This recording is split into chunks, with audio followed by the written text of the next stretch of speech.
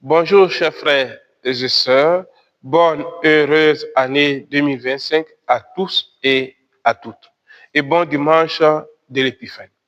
Aujourd'hui, nous célébrons l'Épiphanie du Seigneur, qui est l'une des manifestations de Dieu à l'humanité.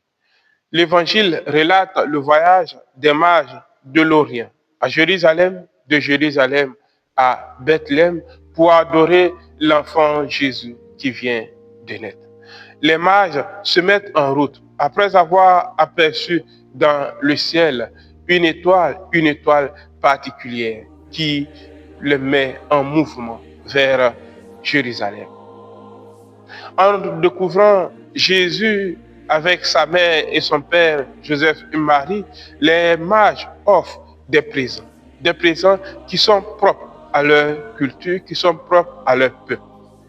Ils offrent de l'or reconnaissant ainsi que Jésus, cet enfant qui vient de naître, est roi, non seulement roi des Juifs, mais roi de l'univers. Ils offrent de l'encens, reconnaissant la divinité de Jésus. Jésus est vraiment Dieu.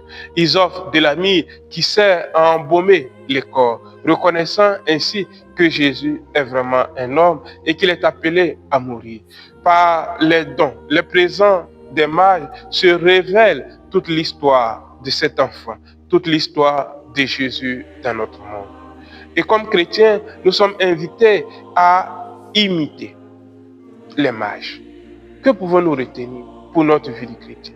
Comme chrétien, premièrement, nous avons à demander au Seigneur la grâce de reconnaître dans chaque moment de notre vie, dans chaque occasion de notre vie, dans chaque lieu de notre vie, les signes de sa présence.